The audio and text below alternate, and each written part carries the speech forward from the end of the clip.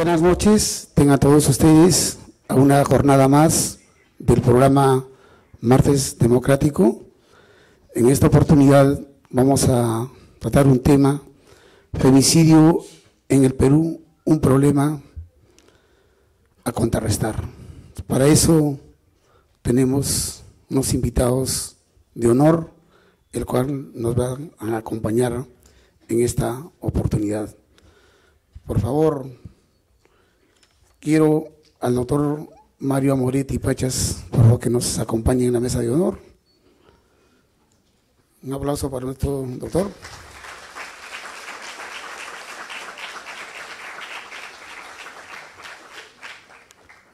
A la doctora Erika Anchante Ramos, de la Defensoría del Pueblo. Por favor, doctora.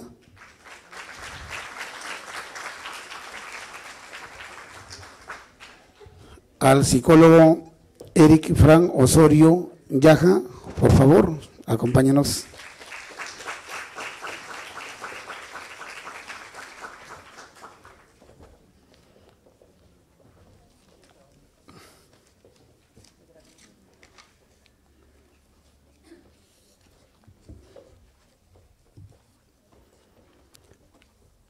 Agradecer la presencia de ustedes y felicitar por haber aceptado esta invitación como expositores a las personas que nos están acompañando acá en la mesa de honor.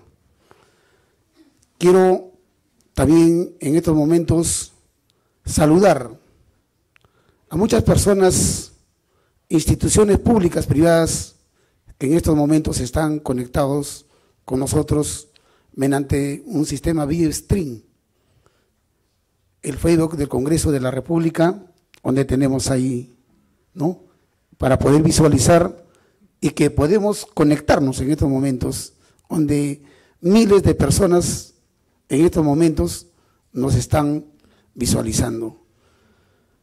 Pero quiero saludar a la Universidad Privada de Ica, a la Universidad Autónoma de Ica, a la Universidad Nacional de Moquegua, a la Universidad Nacional de Juliaca de Puno, a la Universidad Nacional del Altiplano de Puno, a la Universidad San Cristóbal de Huamanga de Ayacucho, a la Universidad Jorge Basado Groman de Tacna, a la Universidad Nacional José María Arguedas de Andahuaylas, a la Municipalidad Provincial de Sechura en la región Piura, al Gobierno Regional de Arequipa, a la Universidad Santiago Antunés de Mayolo, región Ancash. Todas estas universidades, estas instituciones, tienen un convenio con el Congreso de la República y en estos momentos ellos nos están visualizando igual en un espacio como acá, como este auditorio, y a todos ellos la tecnología ha avanzado tanto. Por su participación les entregamos una diploma a nombre del Congreso de la República. Martes Democrático se ha caracterizado por tocar temas de coyuntura, temas de la agenda legislativa, temas tan importantes como el que vamos a tratar el día de hoy.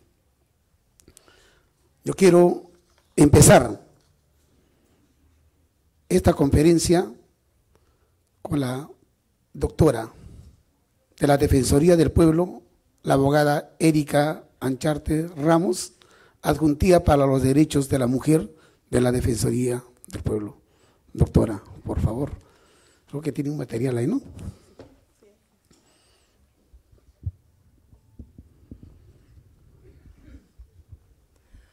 Buenas noches con todos. En esta ocasión me toca exponer el tema respecto a los hallazgos de la Defensoría del Pueblo en la labor de supervisión de la problemática del feminicidio. El feminicidio como tipo penal fue incorporado en nuestro código por ley 29819 del 27 de diciembre del 2011. Mediante este artículo único se modifica el artículo 107 del Código Penal y se introduce el feminicidio como un tipo de parricidio. Cuando la víctima de parricidio es o ha sido cónyuge o conviviente del autor de este delito, ¿no?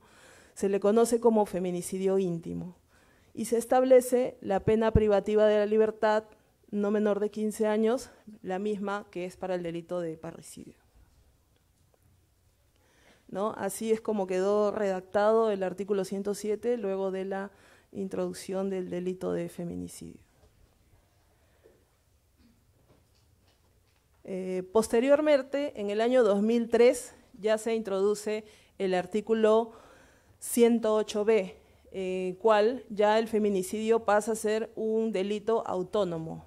Incluso se establecen circunstancias agravantes y se establece también como pena la cadena perpetua en el caso que concurran 2 o más circunstancias agravantes, ¿no? Quedando redactado de esa manera. En este artículo 108b ya se introduce la figura de el que mata a una mujer por su condición de tal. Ahí ya estamos haciendo la distinción, ¿no? Ahí ya se hace por primera vez la distinción de este delito y se establecen los contextos en los cuales se puede llegar a cometer un feminicidio, ¿no? Que es en la situación de violencia familiar, cuando es a causa de actos de coacción, hostigamiento, acoso sexual, cuando se habla de abuso de poder en cualquier otra posición o relación que le confiera la autoridad a la gente y dentro de cualquier forma de discriminación contra la mujer.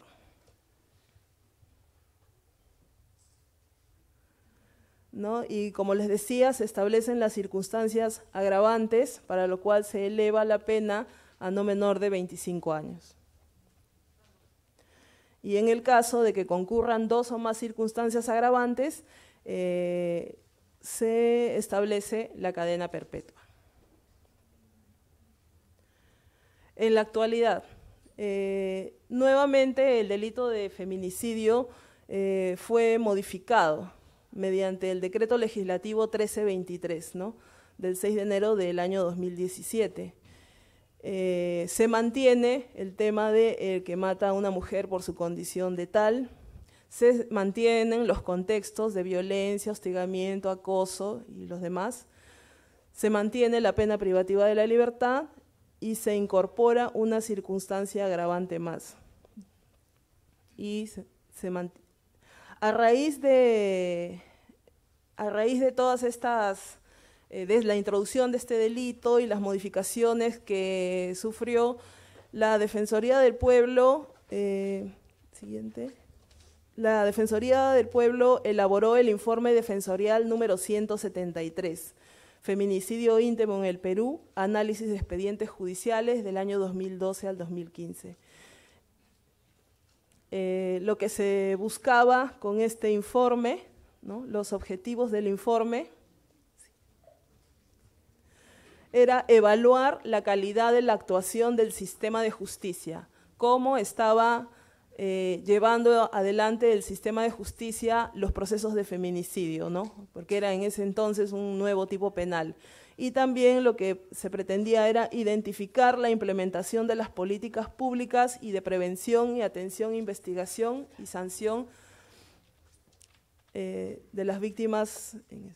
Lo que se hizo para determinar el cumplimiento de estos objetivos fue estudiar 50 expedientes concluidos, ¿no? 29 de feminicidio y 21 de tentativas. Esto a lo largo de 21 cortes superiores a nivel nacional, durante el periodo de enero del 2012 a julio del 2015. Y para calificar los expedientes que entraban en este estudio, era la fecha de los hechos, feminicidio íntimo y tentativa, parricidio contra pareja y tentativa de agresión. El tipo de relación era pareja o expareja y que estos expedientes tuvieran resolución firme. Lo que se halló fue, se encontró el perfil de las víctimas principales y las características del delito. De estos 50 expedientes, 21 tentativas y 29 feminicidios, la mayoría de las víctimas se encontraban en edad reproductiva, es decir, entre los 17 y 30 años, era un 52%, y entre 31 y 40 años. 60% de los casos, las víctimas tenían hijos menores de edad. Y en el 50%, las víctimas vivían con su agresor al momento de los hechos.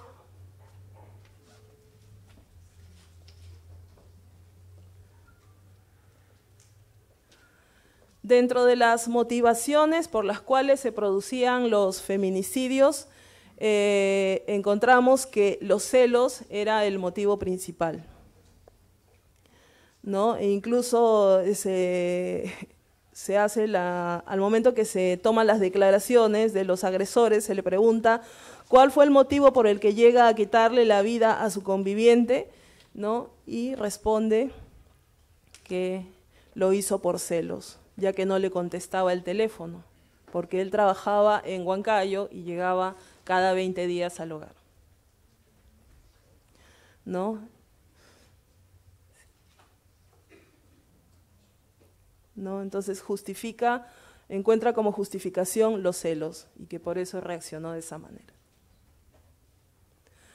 Otro motivo fue el haber terminado la relación. En ese momento me dijo que estaba cansada de mí y que ya no quería estar conmigo y se quería ir a vivir con su hermano, ¿no? Ahí podemos apreciar claramente lo que es la relación de poder, ¿no? Como ya no quieres estar conmigo, como ya no eres mía, pues no vas a ser de nadie.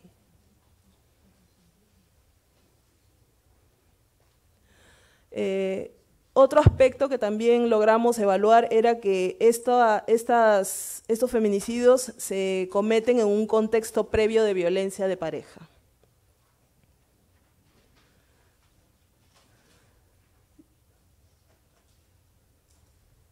¿No? En 24% de los casos, la víctima había denunciado previamente hechos de violencia familiar. Y en el otro porcentaje se evidencia que los testigos tenían conocimiento de estos hechos de violencia familiar. Los testigos refieren que existían hechos de violencia.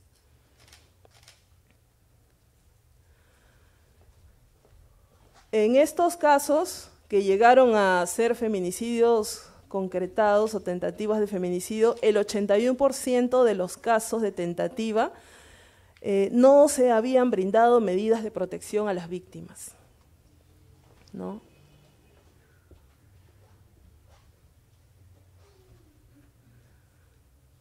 Luego obtuvimos que a nivel fiscal se empleaban ciertos criterios para determinar que se trataba de un feminicidio al advertirse que se trataba de relaciones de poder, ¿no? Tenemos el caso del expediente en el que se indica que si bien es cierto, no existe un testigo directo de los hechos, ello no significa que no existan suficientes indicios que lleven a la certeza de que el acusado mató a su esposa. Otros aspectos del proceso penal, ¿no? Los medios probatorios mayormente empleados son la declaración del imputado, los certificados médicos, la declaración de la víctima, la declaración de los testigos, las declaraciones de los familiares, la pericia psicológica de la víctima, la pericia psicológica del agresor para conocer el perfil del agresor, el acta de constatación policial, el protocolo de análisis toxicológico y en algunos casos las interceptaciones telefónicas.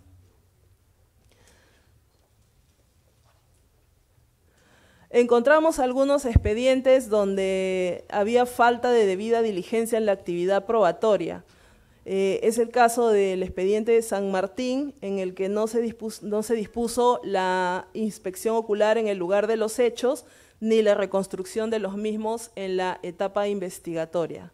Y del mismo modo, en Cajamarca, se archivó la investigación de tentativa de feminicidio bajo el argumento de que la agraviada no había mostrado interés en participar en las diligencias de la investigación del delito. ¿No? También hemos encontrado casos en los que las y los operadores de justicia han rechazado la tipificación del delito de feminicidio, ¿no? Tenemos un caso en el que quedó acreditado que el procesado sí existía afectividad hacia la víctima, sin embargo, no se ha logrado acreditar si la agraviada tenía afectividad hacia el acusado. Esto fue suficiente para descartar la comisión del delito de feminicidio para el juez. Encontramos 11 casos en los que se aplicó la terminación anticipada, ¿no?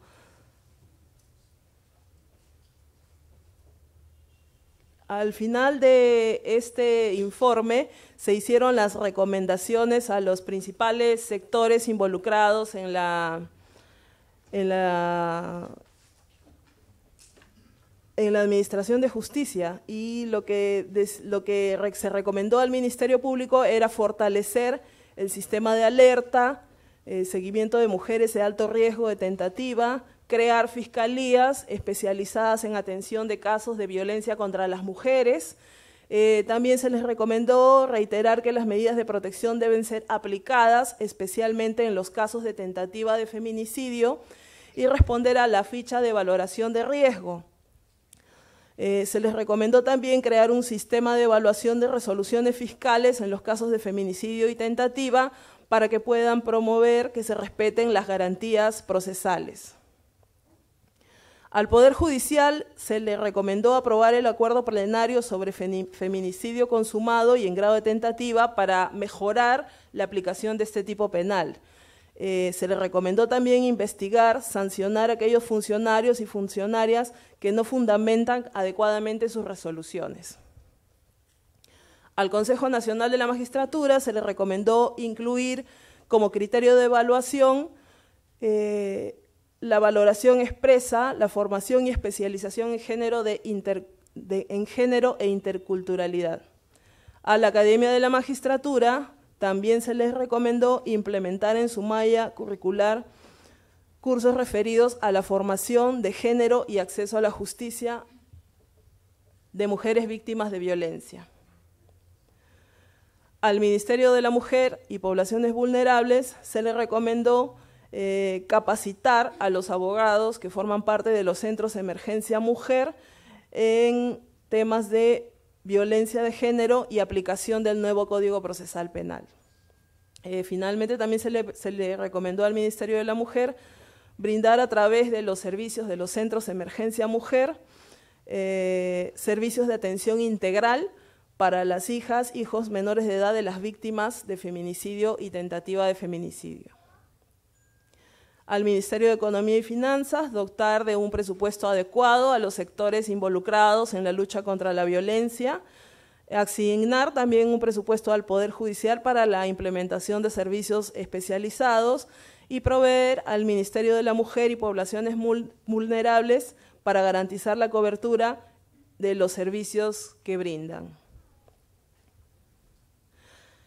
Finalmente, después de este estudio que se realizó hasta el año 2015, ¿qué es lo que encontramos actualmente? No ha habido muchos cambios luego de todas las recomendaciones que se han brindado. Al menos en lo que respecta a las y los operadores de justicia, hemos detectado que hay perjuicios y resistencias desde estos para aplicar el delito de feminicidio.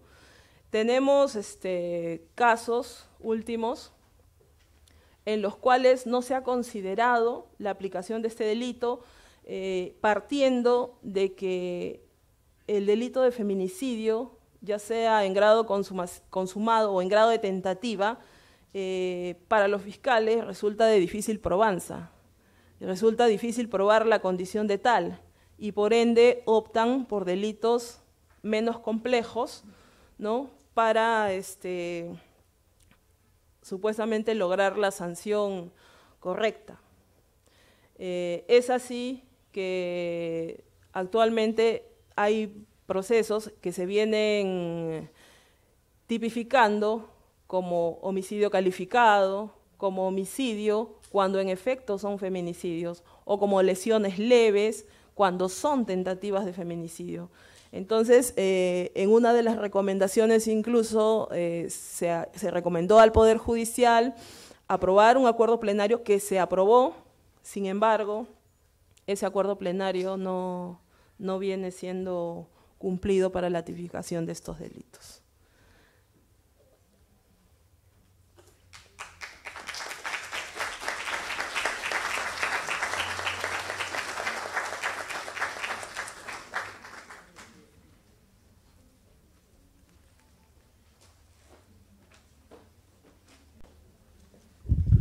Muchas gracias a la doctora de la Defensoría del Pueblo, Erika Anchante Ramos, en el tema hallazgos de la Defensoría del Pueblo en la labor de supervisión de la problemática del feminicidio. Gracias, doctora. Ahora le toca al doctor Mario Amoretti Pachas, abogado penalista, el tema el femicidio y el procedimiento a seguir. Un aplauso por nuestro doctor Amoretti, con toda una trayectoria. Muchas gracias. Quiero agradecer esta invitación de este conversatorio de los días martes. En realidad, les he traído un PowerPoint, pero por lo menos ese PowerPoint me llevaría 1 hora, 1 hora y media.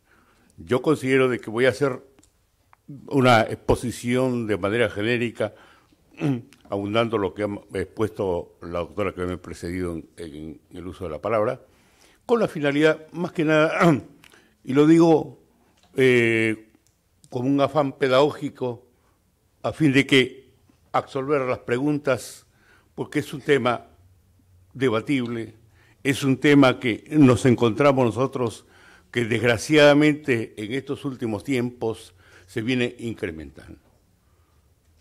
Se han dado leyes desde el año 2011, el 2013, posteriormente un decreto legislativo, pero a la verdad que por la experiencia que me da como docente universitario, por la experiencia que me da por haber ejercido en algunas durante más de 15 años como juez penal, como fiscal superior y como vocal superior también, pero en mi calidad de suplente y sobre todo en el ejercicio profesional.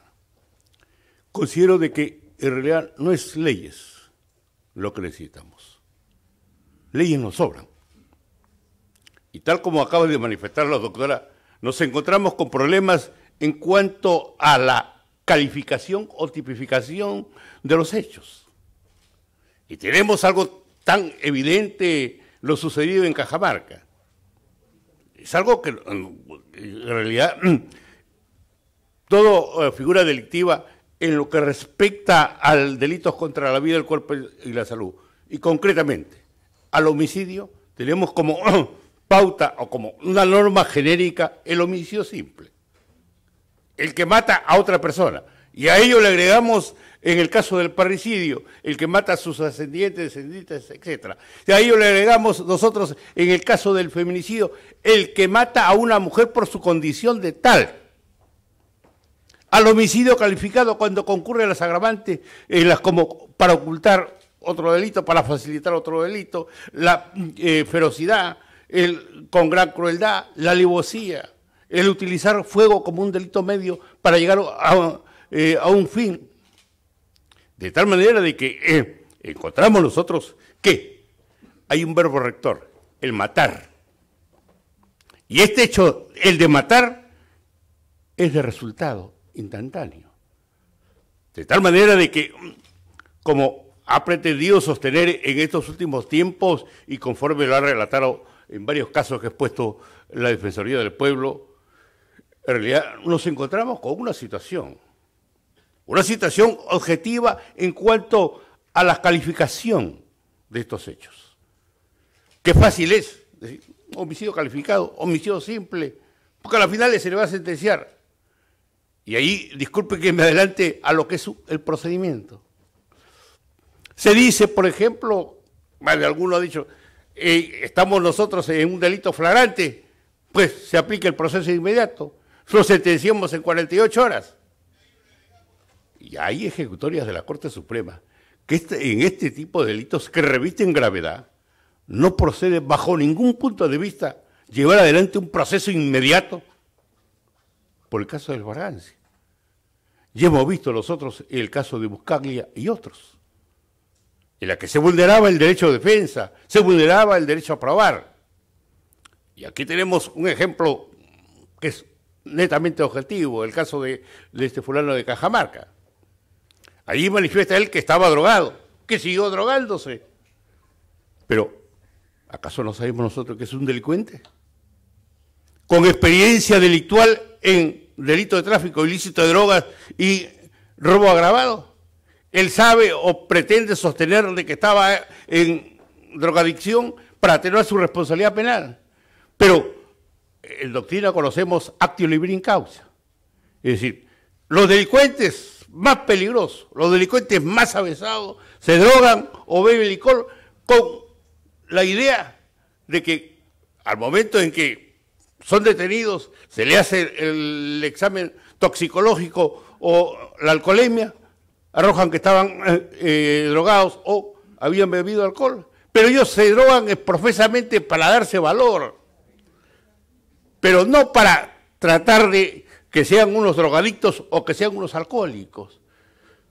De tal manera, por eso que la doctrina, y con mucho acierto, aquí en el país también se emplea este actio liberi causa. Lo liberamos de la drogadicción, lo liberamos nosotros del alcoholismo, porque usted es responsable penalmente.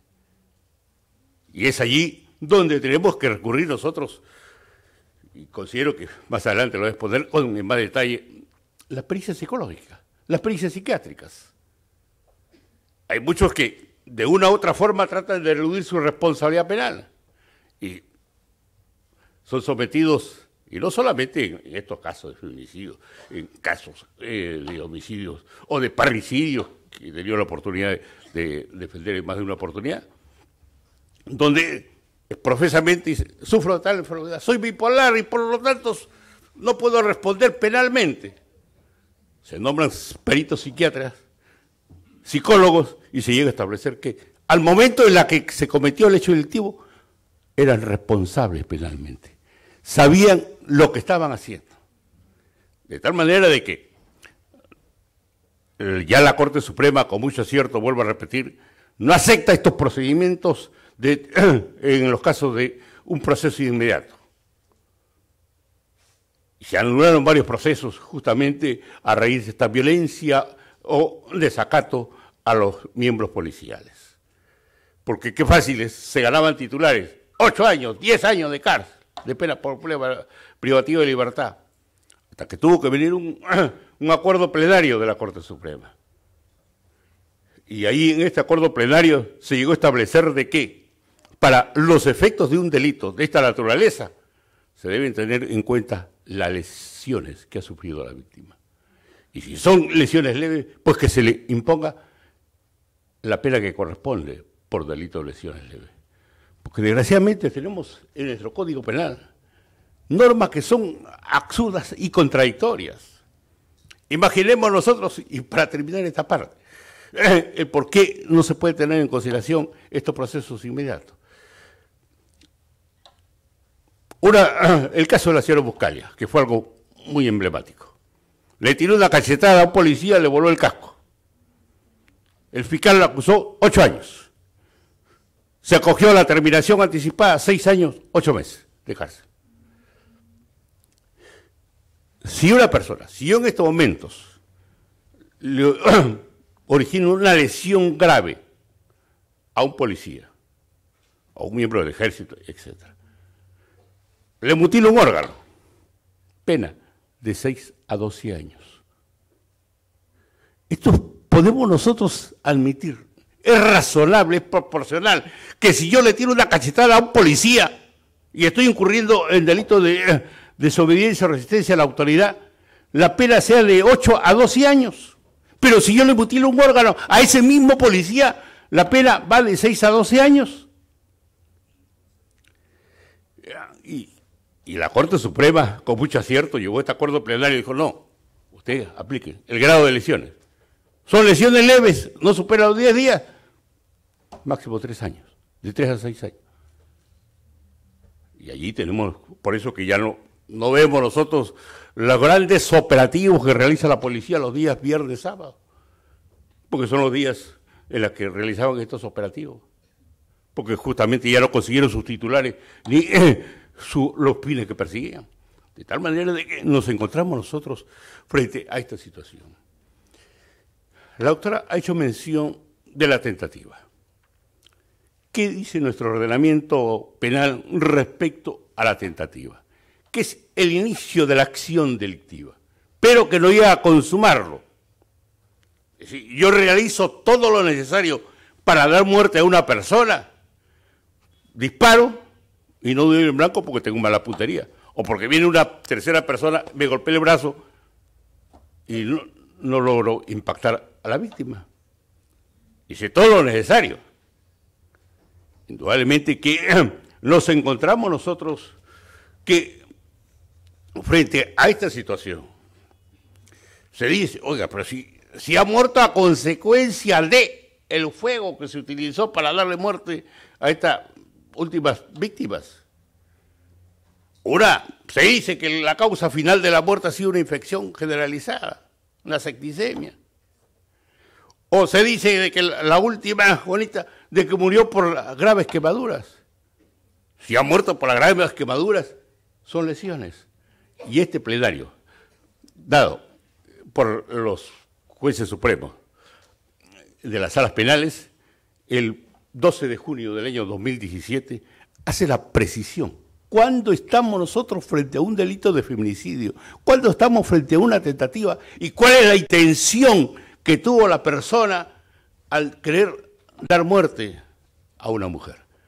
Y dice expresamente este plenario que se considera como feminicidio cuando se da muerte a una mujer por su condición de tal manera de que en base a esta última modificación, el 108B del Código Penal, se precisa que la víctima tiene que ser una mujer por su condición de tal, que es muy distinta a la Convención Belén, donde se señalaba que por violencia de género,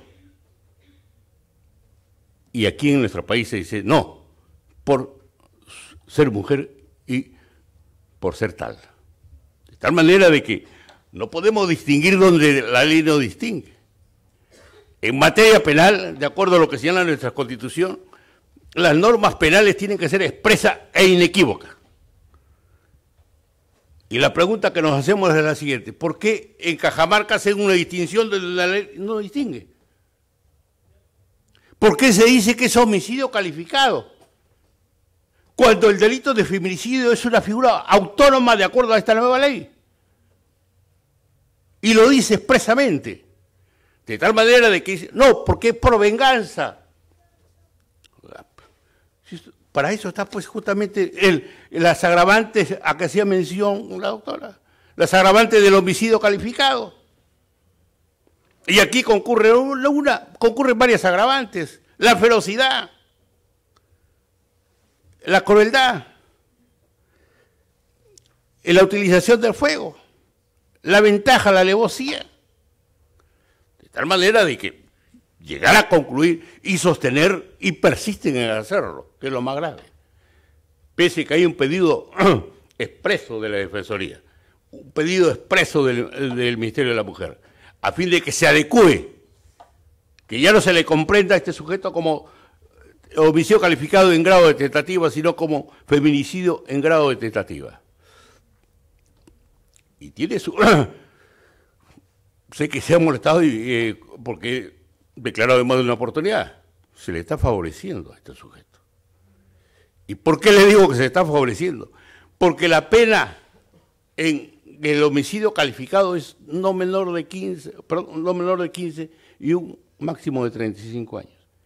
En el delito de feminicidio agravado, pena mínima 25. Y cuando concurren 2 o más causales del homicidio calificado, es cadena perpetua. Si estamos nosotros en grado de tentativa, dice el artículo 16 del Código Penal, cuando define la tentativa, el juez podrá reducir prudencialmente la pena. Podrá reducirla.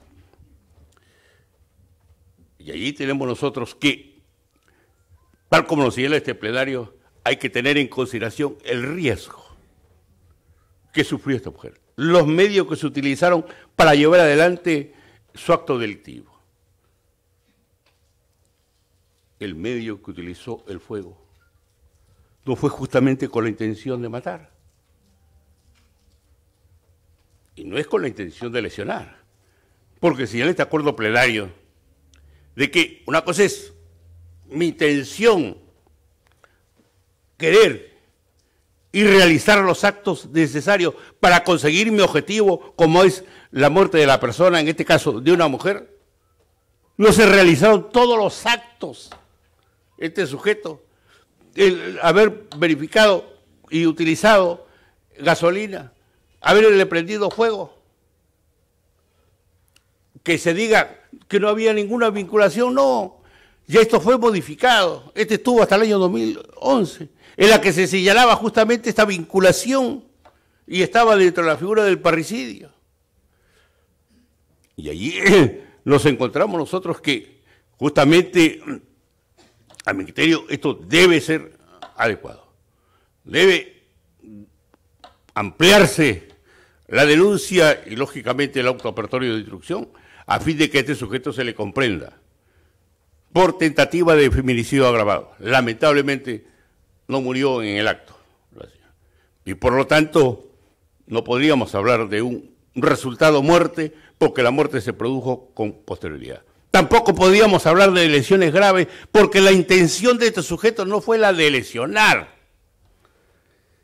Y solamente podemos hablar de nosotros del delito de lesiones graves con resultado muerte cuando yo tengo la intención de causar una lesión, pero no puede esto aplicarse en los casos en los que yo tengo la intención de matar. Y si este resultado muerte no se produce por X razones, no podemos nosotros, bajo ningún punto de vista, aceptar que estamos frente a la figura del delito de lesiones graves con resultado muerte. Se dice, por ejemplo, ¿pero por qué no aplicamos nosotros también en los casos de delito de lesiones graves con resultado muerte a posteriori? ¿Por qué no aplicamos la cadena perpetua cuando concurren estas causales? Ahí sí se incurriría en un grave problema técnico-jurídico. Porque no podemos aplicar la misma pena, cadena perpetua, cuando mato a una mujer, concurriendo las causales a que he hecho referencia anteriormente, y cuando causa una lesión grave. No es proporcional ni es razonable. De tal manera de que tenemos nosotros que cuidar una recomendación a la que me mando una oportunidad hizo referencia públicamente, en la que tomen conciencia los fiscales, los jueces, leer este acuerdo plenario. Son cerca de 80 puntos que ocupa este acuerdo plenario, refiriéndose a todas y cada una de las circunstancias que define el 108B, e inclusive en lo que respecta a las causales que señala el artículo 108 del Código Penal en cuanto al homicidio calificado. Y allí tenemos nosotros lo siguiente. Y no hago en un plan discriminatorio, lo hago simple y llanamente en un plan pedagógico. ¿Qué sucede como lo que ha pasado en Huacaya? Una mujer que quemó para darle muerte a su esposo que estaba en silla de ruedas. ¿Cuál es la pena? No menor de 25 años. Para Esta mujer no hay cadena perpetua si hubiese muerto la víctima. Si yo mato a mi hermano, la figura que me aplicaría, homicidio simple, pena de 6 a 20 años.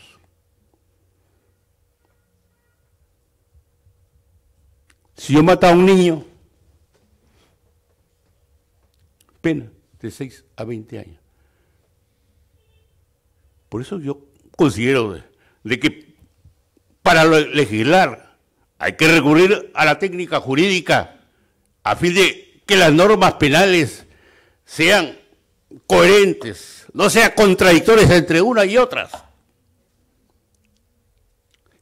Porque para que vean ustedes cómo entramos nosotros en contradicciones. Si yo mato a una persona para facilitar un robo, es decir, utilizo la vida como delito medio y como delito fin el patrimonio, la pena, 15 a 35 años. Si yo mato a una persona, o una persona muere a raíz de un secuestro, de un robo o una extorsión, si como consecuencia del robo, del secuestro o la extorsión se produce la muerte de una persona que yo no quise, pero se produjo la muerte, por eso se llama muerte subsecuente, pena, cadena perpetua. Es razonable, es proporcional entre el homicidio, las penas que figuran en el homicidio calificado con las penas que figuran en el robo con subsecuente muerte o secuestro con subsecuente muerte, etcétera. Desgraciadamente, y lo digo desgraciadamente, y no es como un afán de tratar de una crítica constructiva.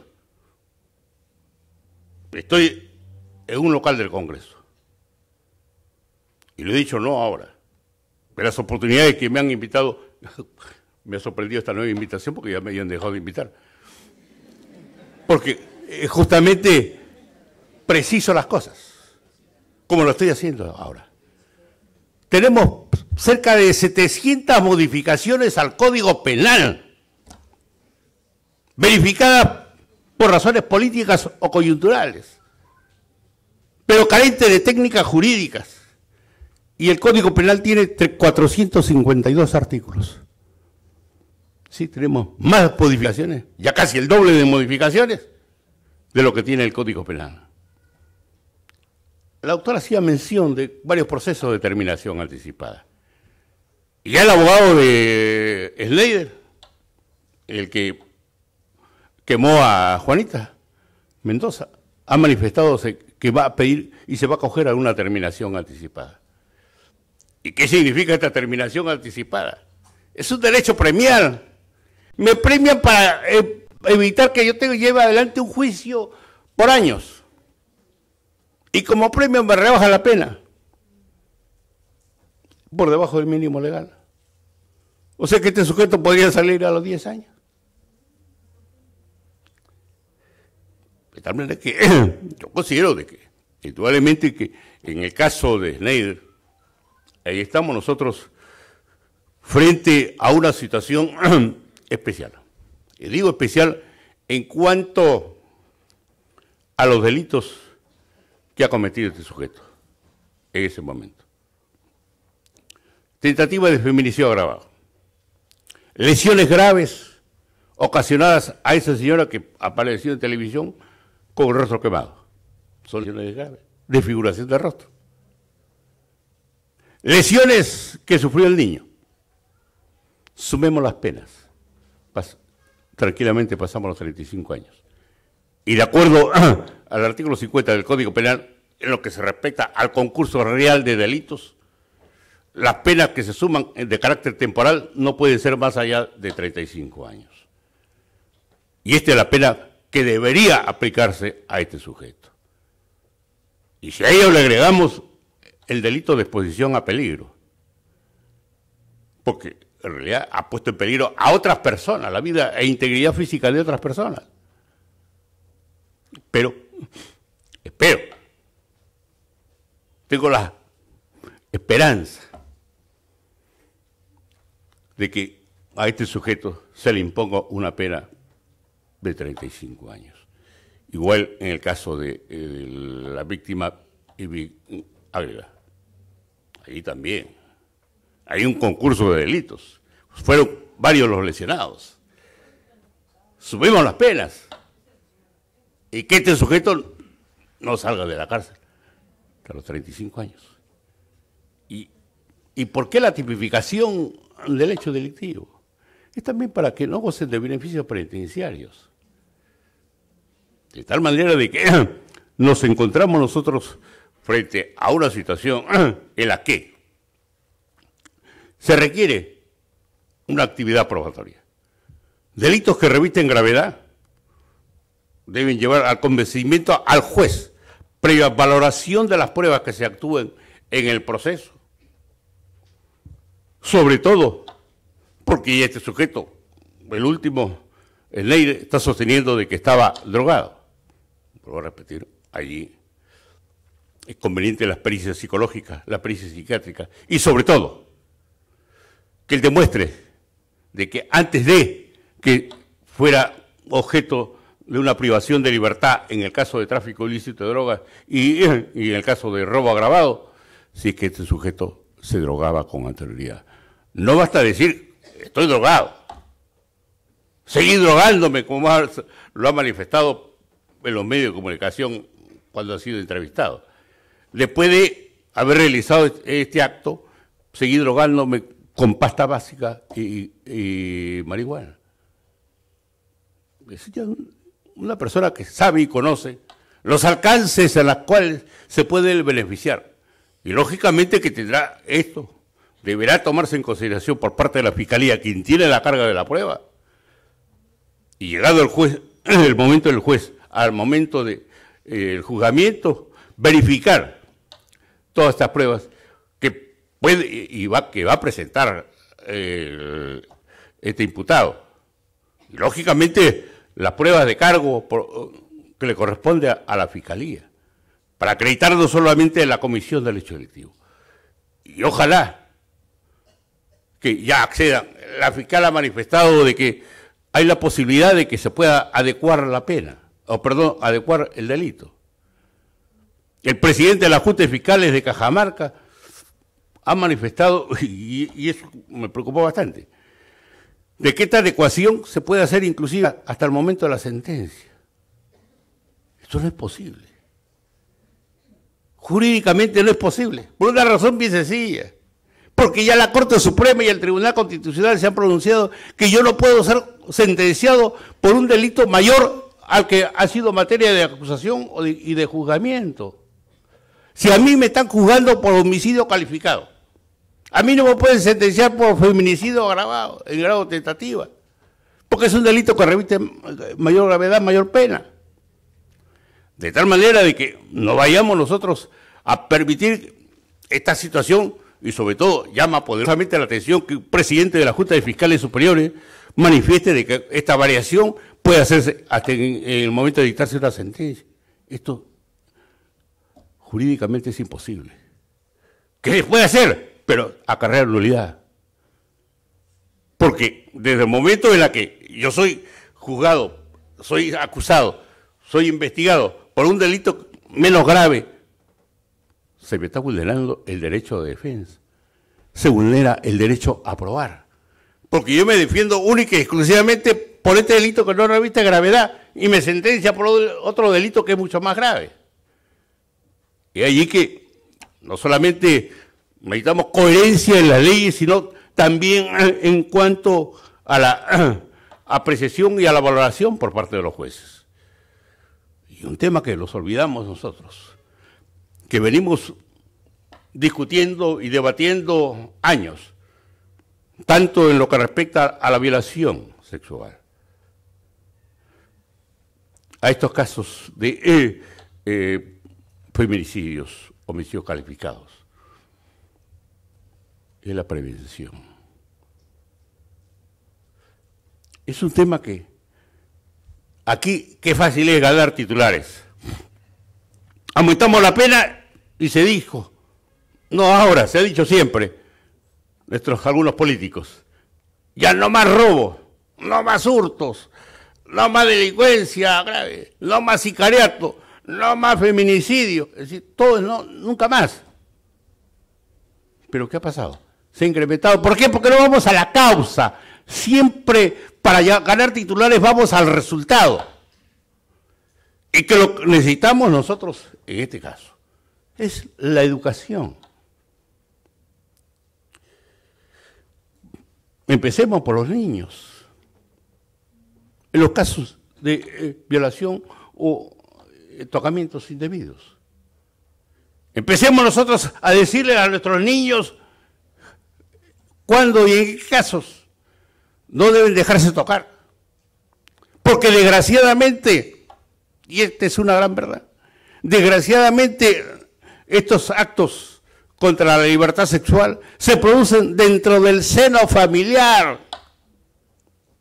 El tío, el abuelo, el padre, el hermano, etcétera. Es allí donde tenemos que tomar previsiones. Le decía yo a mi señora cuando mis hijos eran menores de edad, subían al segundo piso a jugar con sus primos. Sube o subo yo. Tú eres mal pesado. Sube o subo yo. Le digo. No es que sea más pesado. Yo tengo la experiencia en el ejercicio profesional. De tal manera de que estos actos se producen justamente dentro del seno familiar. Enseñemos a nuestros niños a que si tienen vergüenza o temor de manifestarle al padre o a la madre bajo la amenaza de que le van a dar muerte a ellos, que le digan a sus profesores. Que empecemos nosotros a decirles a los maestros que orienten a los niños a fin de, ante cualquier situación irregular, se les comunica a ellos. Y que se denuncie, porque en este país no se denuncia. Y no se denuncia porque cuando las mujeres van a denunciar que son víctimas de violación, la policía o algunos policías se burlan de ellas. ¿Qué habrás hecho? Tiene razón que te haya golpeado. Seguramente le está sacando la vuelta al marido. De tal manera de que eduquemos nosotros. Que haya una política del Estado, que haya una decisión política, nada de comisiones, porque aquí si no se quiere hacer nada, creamos una comisión. Toda la vida nuestros políticos nos engañan con comisiones. ¿Y qué? ¿A qué llegan estas comisiones? Solamente a gastar, con asesores, empleados. Pero nunca llegan a una conclusión. Porque cuando se nombran, por ejemplo, comisiones de fiscalización, dicen, no, nosotros solamente actuamos políticamente, no somos fiscales, no somos jueces. ¿Para qué entonces se investiga? Si las conclusiones de una comisión, cuando van a nivel del Poder Judicial o del Ministerio Público, solamente se toman como referencias, no son pruebas. De tal manera de que considero yo de que debe existir una decisión política. Decisión política en la que el Poder Ejecutivo, Poder Legislativo, Poder Judicial, Ministerio Público, Ministerio del Interior, Ministerio de las Mujeres, lleven a cabo no reuniones para la foto, donde nos planteen soluciones, sobre todo en lo que respecta a la prevención. Hace 2 días se ha publicado una ley, porque aquí las leyes salen al por mayor, para celeridad judicial, reparto de expedientes, por favor. En tanto que el Poder Judicial y al Ministerio Público no se les asigne el presupuesto que verdaderamente le corresponde. A más de un periodista le he dicho, vayan ustedes a los módulos, visiten esos lugares, o acá en el mismo centro de Lima, cómo están los expedientes en el suelo, porque no hay estantes para colocar los expedientes. El despacho de un juez, que me disculpen las secretarias de los congresistas, no tiene punto de comparación con una oficina de una secretaria de un congresista. Sí, el hacinamiento en la administración de justicia. Ya vemos nosotros ahora lo que viene sucediendo. Tengan ustedes la plena seguridad que en cualquier momento volvemos a la época del fujimorismo.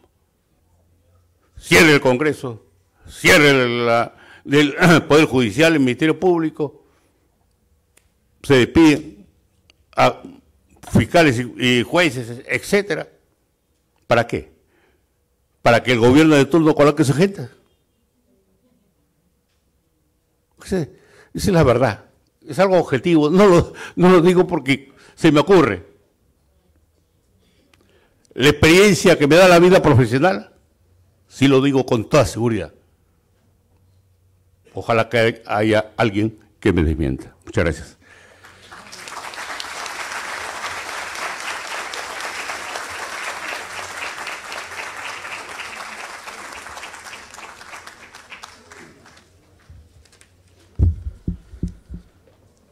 Muchas gracias, doctor Amoriti, por esta exposición magistral.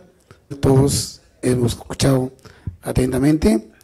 Va a haber una etapa de ronda de preguntas. Esta es la democracia, este es el espacio que promueve Martes Democrático acá en el Congreso de la República. Y bueno, vamos a continuar con esta conferencia. Tenemos también la presencia, la exposición del psicólogo, Brigada de Psicólogos en Acción, Eric Fran Osorio Yaja, director fundador, Brigada de Psicólogos en Acción.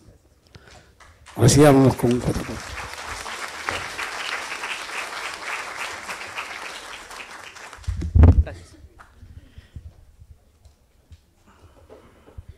Muy buenas noches con todos los presentes, con la distinguida mesa que he tenido el honor de compartir y también con el distinguido equipo que ha organizado este evento. Vamos a lo importante, que es todo lo que estamos viendo, el aspecto legal y el aspecto emocional que va de la mano. Porque si bien es cierto, estamos frente a un problema. El problema que nos compete ahora es el feminicidio. Y como decía el doctor que me antecedió, ¿qué es lo importante? ¿Qué hacemos frente al problema? Claro, tenemos que conocerlo, tenemos que identificar qué es lo que existe y también tenemos que reconocer qué más podemos hacer frente a ello, cómo resolverlo, cómo solucionarlo. Es por eso que la disertación que voy a presentar es estrategias psicológicas para prevenir el feminicidio. Antes de iniciar, hay algo que tenemos que recordar. Cada uno de los presentes somos personas. Cada uno de los presentes somos integrantes de un núcleo familiar. Cada uno de los presentes pertenecemos a una sociedad, pertenecemos a un equipo, pertenecemos a un grupo.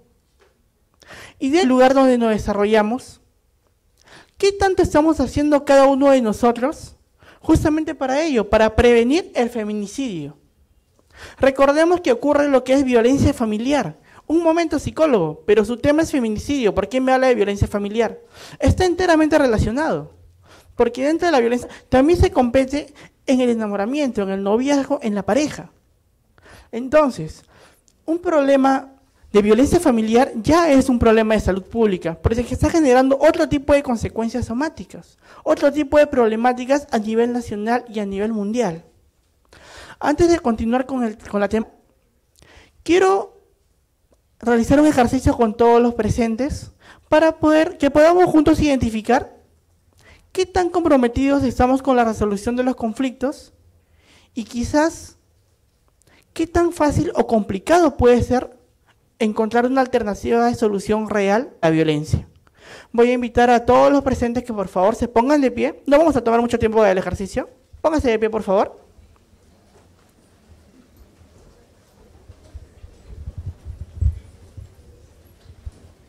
Muy bien. Por favor, dejen sus cosas en el asiento, no se va a perder. Ahora, a la persona más próxima, vamos a hacer algo que quizás no lo hacemos con mucha frecuencia o tal vez lo hacemos siempre. Vamos a compartir un abrazo, pero No un abrazo de lejitos. Vamos a acercarnos lo más posible manteniendo el respeto y vamos a abrazarnos por 15 segundos. Solo 15 segundos. Vamos a empezar ahora. Acérquense a la persona más próxima. Acércate a la persona más próxima, a quien esté cerca a ti. Abrázale, abrázala. Y vamos a guardar silencio mientras abrazas. Sueltes a esa persona. En silencio. 1, 2. En silencio, por favor. Si no tienes a alguien cerca, acércate a un grupo. Abraza a alguien. 4, 5, 6, 7, 8, 9, 10, 11, 12, 13, 14 y 15. Muy bien, toma asiento, por favor. Y continuando con el tema, es una pregunta para ti. Respóndelo para tus adentros. Con este ejercicio, ¿de qué te has dado cuenta? ¿Qué tan fácil puede ser el hecho de acercarnos y expresar cierto grado de confianza con alguien que tal vez no conocemos? ¿Tan complicado puede resultar tomar una decisión de acercarse a un grupo de personas? A veces no tenemos la oportunidad de pedir ayuda o de expresar lo que sentimos o lo que estamos vivenciando. ¿Y cómo podemos tomar un momento para decirle a alguien, sabe, yo estoy sufriendo un episodio de violencia, yo necesito ayuda? Si nos cuesta un poco de trabajo tal vez acercarnos a alguien y expresar un abrazo. O tal vez acercarnos a un miembro de nuestra familia, a una figura parental o a nuestros hijos y decirles, yo te quiero mucho. Muchas veces dejamos pasar, y esto tiene bastante que ver con el tema del feminicidio. Siguiente lámina, por favor. Estamos hablando de que dentro del problema de violencia que posteriormente genera un episodio de feminicidio, existe el problema de la comunicación. Paul Watzlawick plantea en 5 axiomas de la comunicación. Un axioma es una verdad irrefutable que no se puede negar. Y el primero es que es imposible no comunicarse. ¿Qué quiere decir esto? Con este ejercicio, la persona que tuvo cierta facilidad para abrazar a alguien ya está comunicando una información, que tiene ciertas habilidades sociales, que tiene cierto nivel de autoestima, cierta fuerza para expresarse. Aquella persona que tal vez tuvo cierta dificultad para hacerlo, también nos comunica algo. Tal vez sentimientos, tal vez que no estamos habituados a expresarnos. ¿Y esto de qué nos sirve? No solamente a los psicólogos, sino a todos los presentes. Nos sirve para identificar indicadores. Nos sirve para darnos cuenta de cuál es el problema que existe. Cuál es la causa real de una violencia que termina en el episodio de homicidio y feminicidio. Siguiente lámina, por favor. Veamos que dentro de todos los tipos de violencia siempre hay una secuela emocional. Sabemos que existe violencia física, violencia verbal, esto ya es conocido. Pero actualmente se está evidenciando un nuevo tipo de violencia que es la virtual, dentro de lo que conocemos como acoso. Y ya está dentro del marco de la ley también. Entonces, damas y caballeros, violencia, solo para recordar, no es solamente un acto de agresión física. Es todo acto que transgreda los sentimientos y que afecte a una persona. Y definitivamente va a generar una afectación psicológica. Y tal vez afectación física también. Siguiente lámina, por favor. Bueno, este tema ya lo hablamos en los anteriores expositores, solo para focalizar en el tema de machismo. Machismo es un término conocido por todos de forma coloquial, pero ¿cómo se viene aprendiendo este machismo?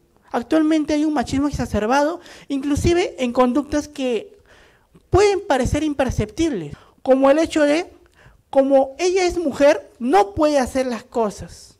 Como ella es mujer, yo tengo que hacer el trabajo por ella y ella tiene que quedarse en la casa. Y esto es lo que refieren algunos agresores y algunas personas que han ejercido el feminicidio. Entonces, vamos a prevenir esto identificando cuál es el problema, identificando cuándo es machismo, cuándo podría ser quizás un micromachismo, cuándo una conducta que se le enseña a nuestros hijos puede generarle secuelas a nivel emocional, a nivel conductual, a nivel social en un futuro cercano. Siguiente. Sabemos que este problema es algo que es real. Según fuentes de medios nacionales, desde el 2017 al 18, 19 mujeres han sido quemadas.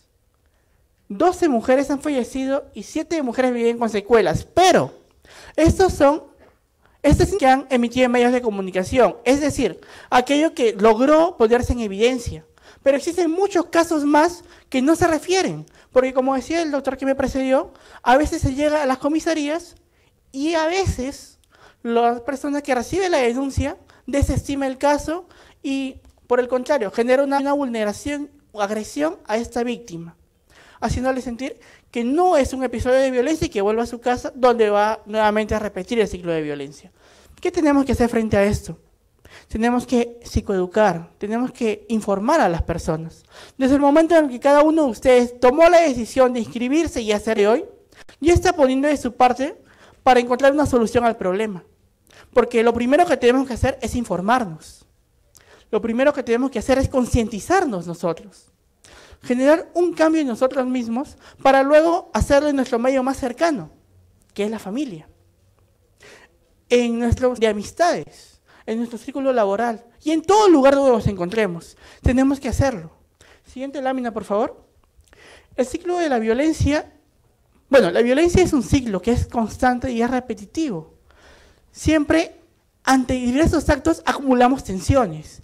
Y es como un globo que se viene cuando tal vez una persona trata mal a su pareja, insultándole, gritándole, menospreciándole, humillando a esta persona, ya le está generando un problema emocional, una tristeza, un indicio de posible depresión en un futuro cercano, y le está generando un sentimiento de culpa quizás.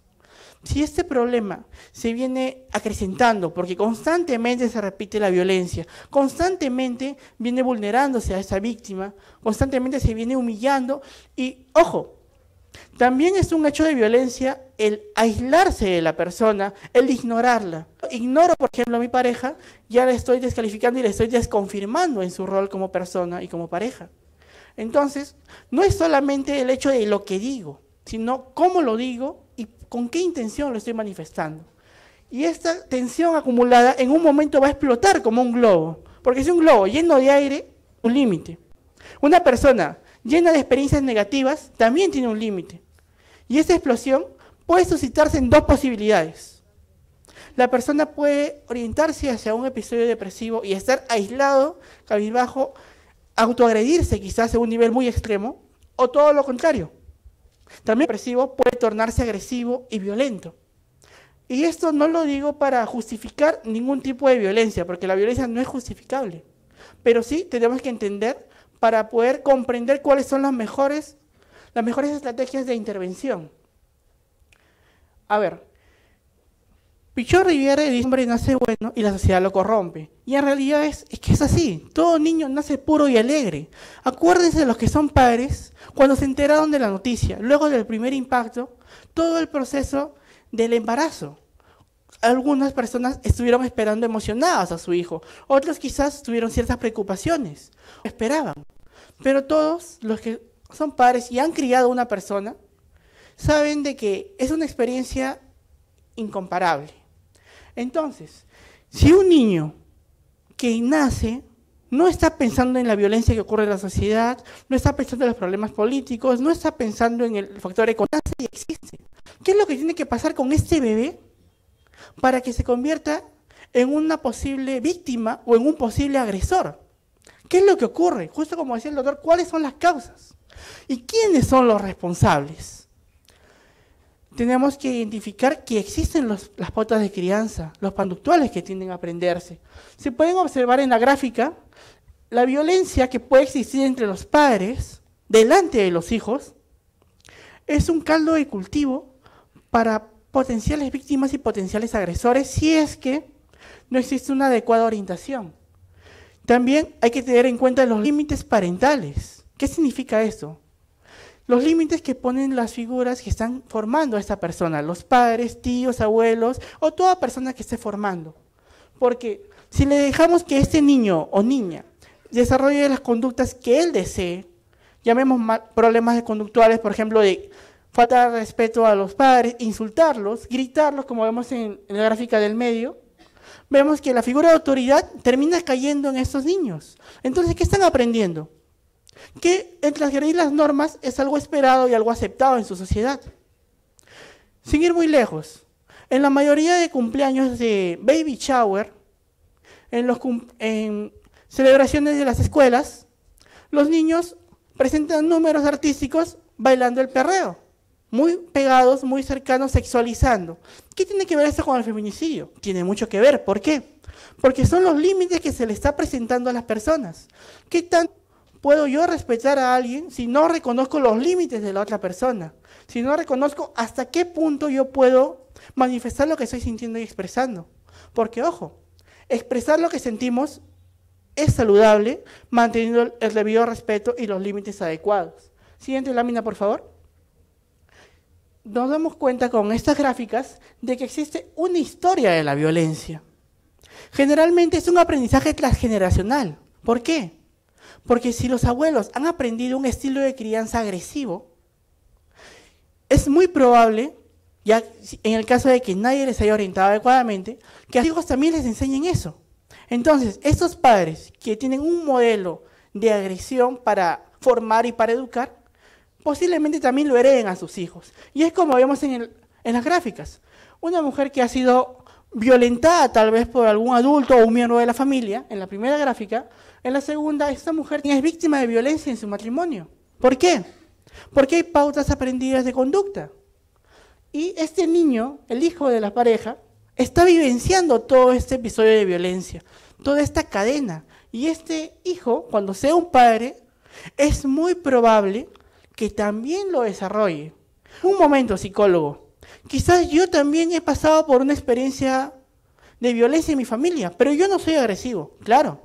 ¿Por qué? Porque lo que va a desatar una conducta agresiva hacia otra persona es esta forma de resolver los conflictos que aprendemos. Pero no solo aprendemos de los padres, porque los padres o las figuras parentales son uno de los elementos que forman a la persona, pero también está el medio social, el lugar donde nos educamos, el lugar donde socializamos y donde aprendemos los límites de la sociedad, las reglas y las normas. En este caso, las leyes que existen. ¿Dónde? En la escuela. ¿Dónde? En el momento de jugar. Si yo estoy jugando y veo que un compañero es un poco tosco o tal vez me está golpeando y yo no reporto a mi profesor, ¿qué está pasando conmigo? Tal vez mis figuras parentales no han fortalecido la confianza para poder expresarme. ¿Por qué? Hay que observar, justo lo que le decía al principio, todo comunica. ¿Qué está pasando en esta familia? Puede ser que quizás no se esté brindando ese espacio de confianza porque los padres, se me ocurre, trabajan más de 8 horas. O todo lo contrario, no escuchan al niño y lo desvalorizan. Tú no tienes por qué opinar porque están hablando los grandes. Tú no tienes por qué opinar porque tú eres un niño y yo soy el adulto. Esto hay que tomarlo con pinzas.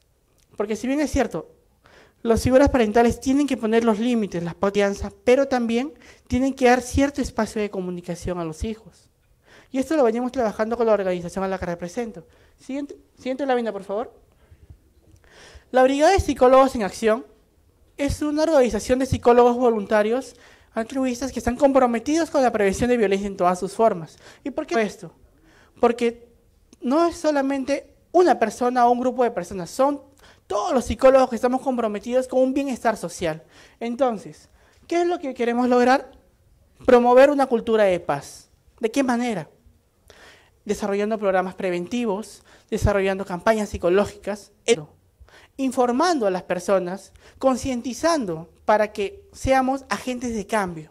Y eso es a donde tenemos que apuntar.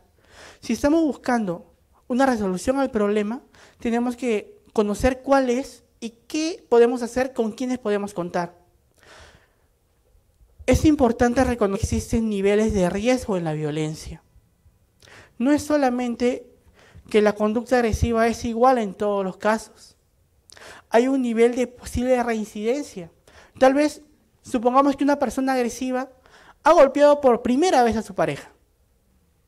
Si nadie le pone los límites, si nadie le explica que esto puede traer consecuencias emocionales, tanto para la persona como para la víctima, es probable que lo repita, es probable que reincida.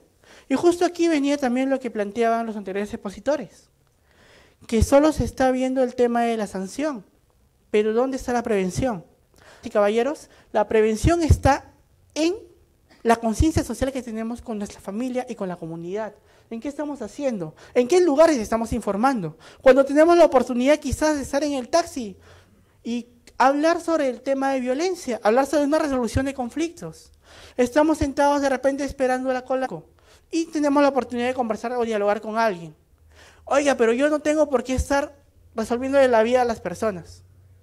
No es resolverle la vida, es resolver uno de los problemas. Y este problema resuelto, o tal vez esta ayuda que se pueda brindar, le puede ayudar a esta persona a ver una nueva perspectiva de la realidad, encontrar la propia solución a sus problemas.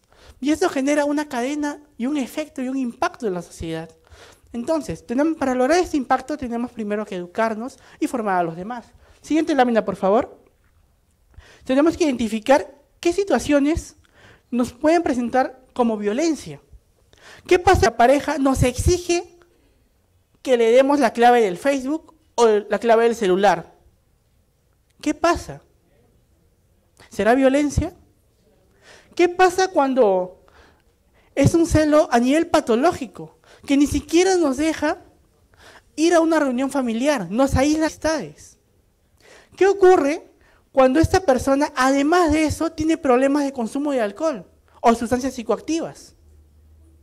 Esto exacerba el nivel de riesgo.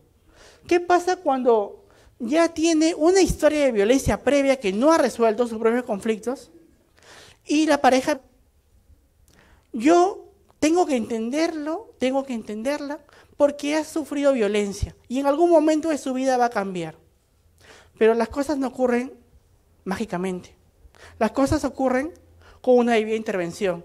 Si cuando nosotros nos enfermamos de un resfriado acudimos al médico, cuando tenemos un problema emocional, tenemos que acudir a un especialista en salud mental, a un psicólogo, por ejemplo. Entonces, también tenemos que romper algunos mitos que ocurren en la psicología. Algunas personas dicen, yo no voy al psicólogo porque son locos. Algunas víctimas de violencia refieren eso. Por ejemplo, en los centros de emergencia mujer, cuando se quiere ir una derivación a un centro de salud, algunas personas manifiestan este tipo de ideología. Tenemos que expresar y educar. ¿Para qué? Para generar una alternativa de solución al problema. ¿Qué otra forma puede haber de violencia? Cuando nos critican la forma de vestir. Tú no te pones esa falda porque a mí no me gusta. Un momento. La vestimenta tiene que gustarle a la persona que la está usando, no a la pareja. Tenemos que identificar eso. También cuando existe la desconfirmación. ¿Qué significa desconfirmación? Cuando yo ignoro la responsabilidad o de lo que hace mi pareja y por el contrario, solamente creo que lo que yo hago es importante. La humillo, la desvalorizo, tú no eres importante, no sirves, lo que tú piensas no importa y eso es agresión. O también cuando yo le digo, discúlpame, es la última vez, voy a cambiar. Yo no te voy a pegar y te regalo un ramo. Luego nuevamente ocurre la violencia y más fuerte. Te regalo una caja de chocolates. Ocurre la violencia nuevamente y esta vez le he fracturado un brazo. Te llevo a comer a la calle. Y ocurre la violencia y va creciendo hasta el punto que ocurre el feminicidio. Entonces tenemos que prevenirlo, identificando. Siguiente, por favor. La comunicación y el diálogo es muy importante. Todo comunica, damas y caballeros. Incluso el silencio también es una forma de comunicación. Y hay que tener bastante cuidado en cómo nos vamos a expresar. Porque algunas personas tienen que trabajar más de 8 horas para mantener o subsidiar a su familia. Y esto genera un nivel de estrés, genera un nivel de ansiedad. Cuando llegan a la casa, tal vez no expresan o no han descargado sus problemas y el problema laboral lo traen al hogar. Y se desahogan golpeando a su pareja. Entonces, tenemos que identificar cómo nos sentimos para poder tener esa confianza de decirle a mi pareja, ¿sabes qué? Me siento mal, estoy enojado, estoy estresado y no quiero estar enojada. De esta forma se genera un diálogo y ambas personas pueden comprender. Pero esto es con la intención de generar una comunicación asertiva, que puedan manifestar lo que sienten sin vulnerar los derechos ni sentimientos de la otra persona. Tenemos que promover que en esta comunicación se genere en cada oportunidad el conocer a la otra persona. Se dice que nunca se termina de conocer a la pareja. Del mismo modo, nunca terminamos de conocer a nuestros padres. Todos los presentes, levanten la mano los que viven con sus padres, quienes les han dado un beso y les han dicho que tengas un bonito día. Te deseo un feliz día. ¿Quiénes lo han hecho? Algunas personas lo hicieron. ¿Quiénes a sus parejas o a sus hijos les han dado un beso antes de salir de la casa, pero de una forma afectiva? ¿Quiénes lo han hecho? Algunas personas. Y esto no es con un sentido de una crítica destructiva, sino es una crítica constructiva. ¿Para qué? Para darnos cuenta de que a veces también somos responsables de lo que ocurre en la sociedad. Ese es un problema de salud pública. Empieza en nuestro hogar. Con el hecho de ignorar los sentimientos de la persona, es retirarnos, no escucharlos. Cuando llega un niño muy contento porque se ha sacado un 20, un 15 o un 12, y los padres tal vez, como están estresados por el trabajo, vamos a pensar eso, lo ignoran. Ah, sí, hijito, está bien, déjalo, lo veo. Eso es una forma de agresión también. Y este niño está aprendiendo violencia, se está cargando de sentimientos negativos que tiene que desahogar más adelante. Es importante fortalecer el autoconcepto y la autoestima en la familia. Autoestima es cómo nos sentimos, pero el autoconcepto es de nosotros. ¿Quién creo que soy? ¿Quién puedo llegar a ser? Este elemento casi no se trabaja en las familias y es importante tomarlo en cuenta también. Siguiente punto, por favor. 15 minutos. En la Brigada de Psicólogos en Acción recomendamos que tengamos 15 comunicación con cada integrante de la familia por separado. ¿Para qué? Para tener la oportunidad de dialogar, de expresarnos, comprender a la otra persona y también aliviar las tensiones. Es importante evitar desautorizar a la pareja. ¿Qué es desautorizar? Por ejemplo, mi hijo llega a casa y me dice, quiero que me des permiso para ir a jugar con mis amigos. Y yo le digo, hijo, no tienes permiso porque no has cumplido tus responsabilidades. El niño va y le pide a la mamá, mamá, quiero permiso para ir a jugar. Mi papá me ha dicho que no, ¿puedo ir? Y la mamá le dice, sí, hijito, puedes ir. ¿Esto qué significa? Tu papá no tiene autoridad, tu papá no existe. Lo está desconfirmando al papá en su rol de padre. Y esto también es una forma de violencia que tenemos que identificar. Tenemos que escuchar las opiniones de la otra persona. Tenemos que respetar las ideas y expresar también lo que sentimos. No solo escuchar, sino también de expresar. Y promover una alternativa de solución a la violencia. Algunas personas dicen, cuando me siento muy estresado, yo me retiro del espacio. Ya, pero se retira y luego ¿qué hace? Luego sigo con mi vida como si nada hubiera pasado. Error. Luego tiene que dialogar cuando ya se haya reducido y encontrar una solución al problema. Porque si lo dejamos sin resolver, es como una herida abierta. Y una herida abierta, sin atenciones, se infecta. Un problema no resuelto en la pareja se incrementa y puede llegar a un extremo muy alarmante como es el feminicidio. Por eso tenemos que dialogar con cada miembro de la familia. Siguiente, por favor. La psicoterapia familiar y de pareja. Psicoterapia con cada integrante de la familia. Psicoterapia es un proceso de curación para las personas, porque si entendemos que un problema emocional tiene que encontrarse a una solución, es con la persona indicada, los especialistas de salud mental. Y por eso es que tenemos que informar también a las personas. Tenemos que compartir el abrazo como una técnica terapéutica. Muchas personas que han abrazado el día de hoy, tal vez lo tomaron como un momento de coyuntura, como una dinámica más. Pero en realidad es bastante contenido. Porque un abrazo nos permite aliviar las tensiones, nos permite reducir los niveles de estrés, nos permite comprender a la otra persona con nuestro cuerpo, nos permite dejarnos comprender por la otra parte. Entonces, damas y caballeros, yo los invito a todos, abracen a las personas. Si ven a alguien que se siente triste, que no quiere hablar, no hay que exigirle que nos cuente su problema, pero tal vez aliviarle un abrazo es como un primer auxilio psicológico. Y con eso podemos resolverle un gran problema. Y quizás podríamos prevenir un episodio de... Entonces, damas y caballeros, cada uno de nosotros tiene la posibilidad de resolver los problemas, poniendo de nuestra parte y nuestra responsabilidad social. Siguiente, por favor. La mediación y resolución pacífica de los conflictos es muy importante y tenemos que desarrollarla en un medio ideal. ¿Qué quiere decir esto? Que en un contexto de violencia, donde ocurre problemas a cada rato, tenemos quizás que invitar a la pareja a un nuevo espacio.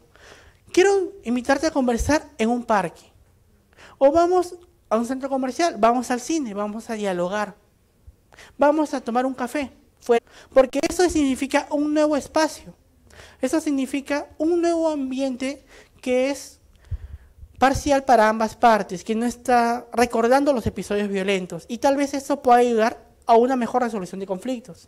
También tenemos que evitar enfrentamientos entre las personas. No porque me están criticando, no todos tienen que estar de acuerdo contigo. Mientras que no te estén insultando ni agrediendo, tenemos que respetar la opinión de otra persona, así como los demás tienen que respetar tus propias opiniones. Esto es parte de la asertividad. Pero muchas personas, víctimas de violencia en consulta, lo confunden con pasividad. Yo no quiero problemas y quiero solucionar, por eso me quedo callado. No, señores, no señoras. Para resolver los conflictos tenemos que hablarlo, pero en un entorno adecuado. Tenemos que desarrollar estas actividades para promover una cultura de paz. Resaltar ya para concluir la importante labor que se viene realizando en cada institución comprometida con una cultura de paz. Desde los centros de emergencia mujer, donde se desarrolla un arduo trabajo que tiene bastantes resultados, desde los profesionales comprometidos con el marco legal que realmente están comprometidos con una resolución de los problemas, los psicólogos comprometidos con un cambio para la sociedad, resaltando la labor de la organización Brigada de Psicólogos en Acción, que mis colegas vienen desarrollando un compromiso por más de 7 años con la comunidad, dejando sus actividades personales para un bienestar de los demás. Pero esto, ¿qué significa? Que al momento de las familias, y cada uno de nosotros que hemos escuchado estas 3 presentaciones, tenemos información, tenemos conocimientos para poder ser agentes de cambio en nuestra sociedad, empezando por nuestro hogar y continuando con todo lugar donde podamos desenvolvernos. Damas y caballeros, mi nombre es Eric Osorio, director de la Brigada de Psicólogos en Acción.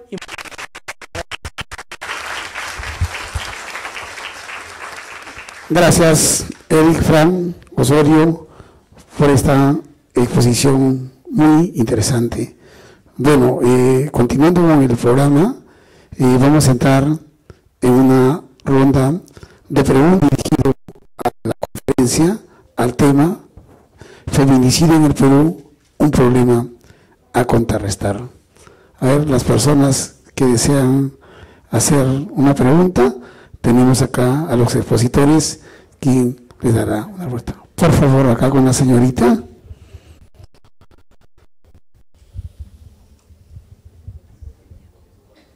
Buenas noches con todo. Mi nombre es Sayuri Inga.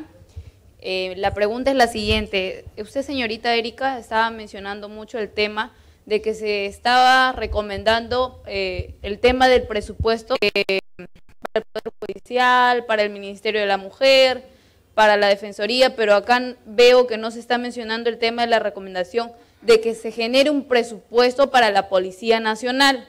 Tengamos en cuenta que la mujer víctima de violencia o la mujer con primera instancia que acude a la Policía Nacional. Nosotros contamos con una comisaría de la mujer, pero hasta el momento no se implementa ni se capacita a la Policía Nacional, ni se sensibiliza a la Policía Nacional desde las escuelas. Sí, así es. Bueno, yo hablaba del informe que se hizo en el año 2015, antes de la dación de la ley 3364, en donde se le asigna mayor responsabilidad a la policía, porque no solamente son líneas de atención a la víctima de violencia, sino que ahora también se les ha encargado el tema de la supervisión y la ejecución de las medidas de protección.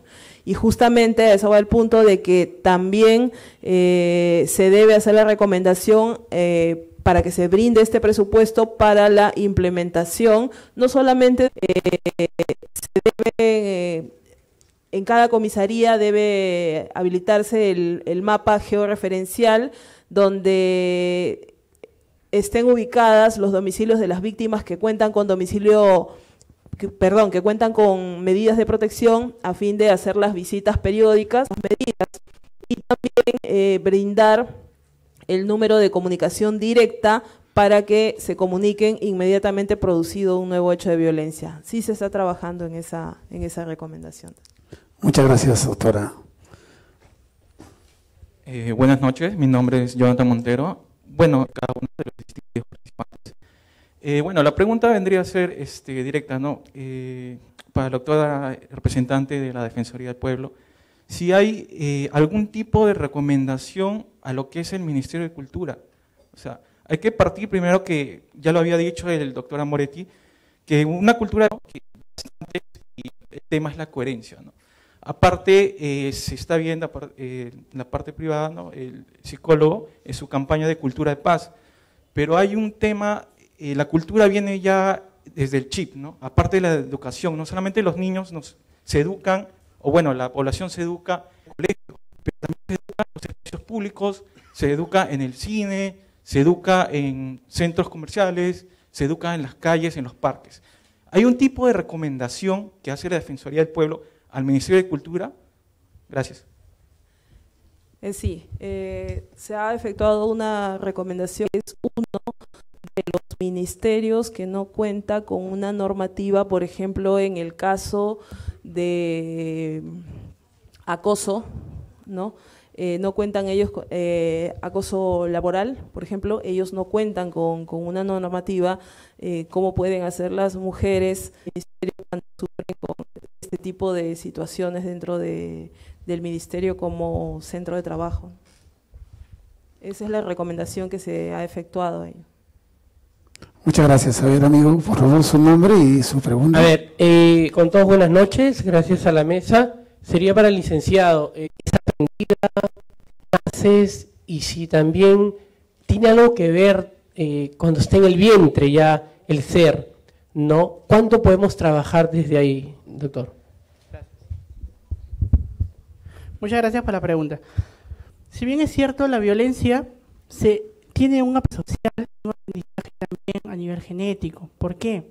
Porque hay ciertas hormonas que predisponen un episodio de violencia. Sí es cierto, pero cabe resaltar, predisposición no necesariamente quiere decir que una persona va a realizar una conducta agresiva en un futuro, porque depende de las circunstancias en las que se ha desarrollado, depende el contexto en el que se ha desenvuelto. Por eso les decía, si bien es cierto, muchas personas de los presentes, quizás sus figuras parentales tomaron actitudes agresivas como patrones conductuales, patrones de crianza, pero no todos estamos femicidios.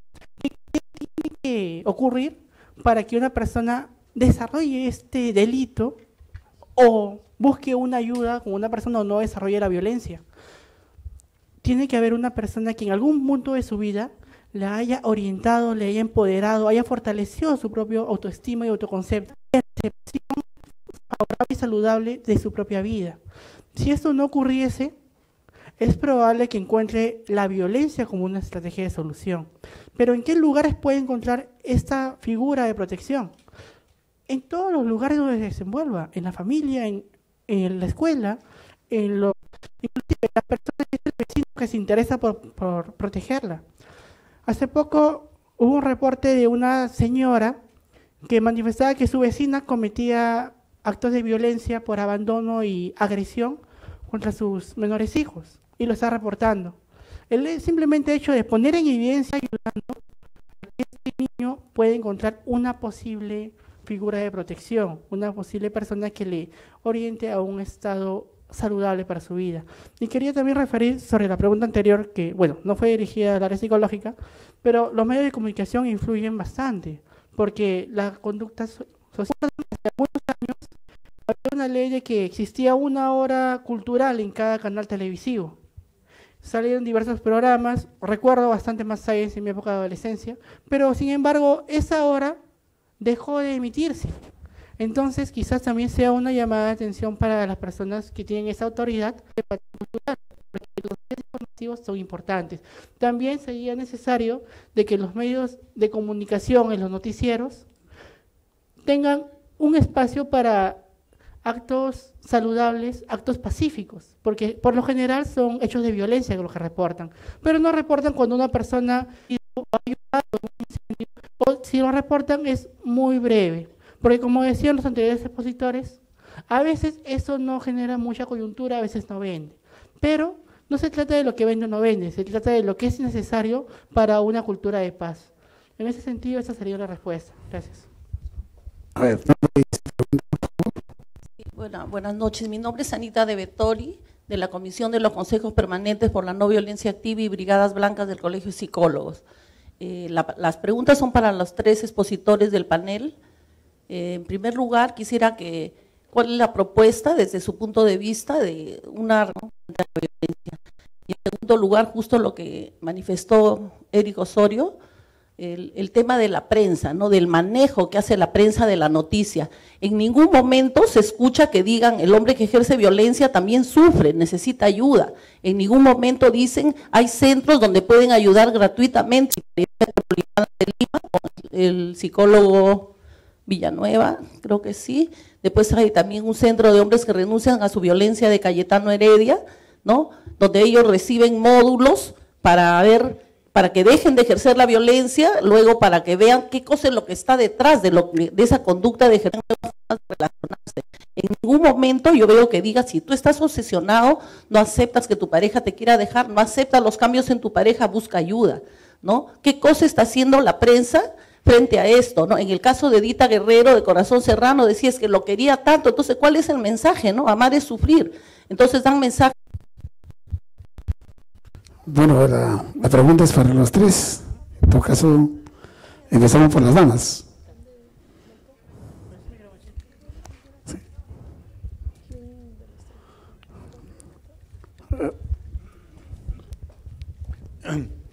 Yo he manifestado para combatir no solamente el feminicidio, vivimos una inseguridad ciudadana sin límites. Todos estamos expuestos a que salgamos a la calle y nos cae un balazo. Eso es, desgraciadamente, la situación. Siempre se discute la pena de muerte para los violadores de niños. Pero, ¿alguien se preocupó? La sociedad, el Estado. Nosotros nos hemos preocupado sobre los niños violados. El 95%. ¿Y de qué nos quejamos si no hacemos nada? Los vemos en los medios de comunicación que aparecen algunos políticos para la foto. A la semana de que ya no hay un medio de comunicación, desaparecen. Ya no hay. Si no hay una decisión de parte del Estado y sobre todo medidas que deben, sobre todo, como ha manifestado el doctor Osorio, medidas de no hay prevención, educación, salud, etcétera. Y nos quejamos nosotros después. Oye, ¿qué hacemos con la gente que ha sido víctima de un aluvión? ¿Qué hacemos con la gente que ha sido víctima de un robo, de un homicidio? ¿Qué hacemos? Es que, desgraciadamente, aquí lo que nos falta es prevención. Y yo creo que todos y cada uno de nosotros debemos exigir a las autoridades que tomen una decisión política, formando comisiones que a las finales no se llega absolutamente a nada. Y hay un dicho bien cierto: si no quieres conseguir nada, no quieres descubrir a los corruptos, forma una comisión. Gracias.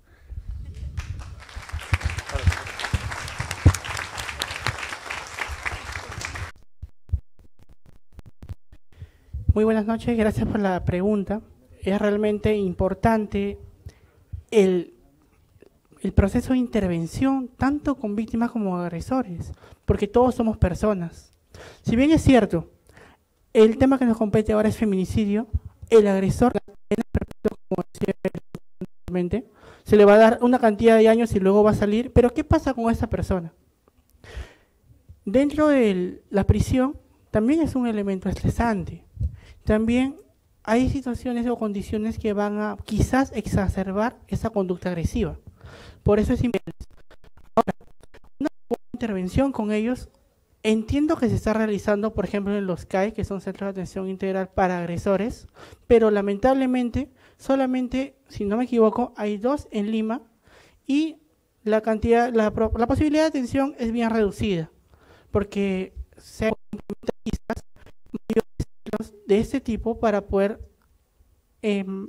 desarrollar la prevención y la intervención psicológica con estos agresores, porque finalmente no se trata solo de sancionar o de recluirlos en un lugar, se trata de ayudar a una resolución del problema para que no reincidan en la violencia. Es el hecho de que hay que hacer programas psicológicos de formación, pero también con los niños desde los estadios tempranos, para que desde pequeños se vayan formando. Como se decía en universidades, en coyunturas académicas, una rehabilitación de una persona con un problema psicológico implica un costo y un tiempo. El mismo presupuesto se podría desarrollar para programas de prevención y promoción, porque no es solamente decir, como decía el doctor Moretti, no hay que hacer violencia, no hay que ser malos, no hay que agredir. Sí hay que convivir en paz, sí hay que respetarnos, sí a una cultura de paz. Como decía la colega, en los medios de comunicación no se presentan estas oportunidades. Y sería también una llamada de atención y advirtiendo que este riesgo es necesario corregirlo, porque la mayor parte de los medios de comunicación, ¿qué están viendo ellos? ¿Qué información están recibiendo? ¿Y qué tanto los padres o las figuras parentales están motivando, propiciando que ellos observen? Entonces es una responsabilidad social de todas las personas. No es solamente la intervención, sino es una psicoeducación con toda la comunidad. También es importante recordar que el que predica y no practica no conoce la realidad. Y en este caso, no se trata solamente de salir en prensa por coyuntura, sino se trata de realmente desarrollar actividades, como por ejemplo lo hace el Colegio de Psicología en la sociedad, y entiendo también que existen colectivos de derecho que vienen trabajando en materias de prevención y políticas públicas. Entonces, damas y caballeros, existen instituciones comprometidas, existen personas con esta vocación de servicio, existen personas concientizadas. Lo que hace falta es concientizar a todas las personas que eso sean posibles.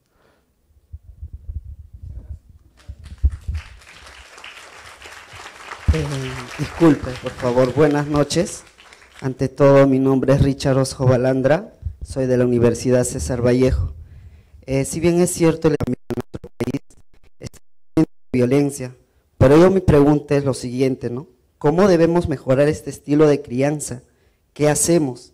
¿Qué medidas de prevención sugeriría para evitar la violación?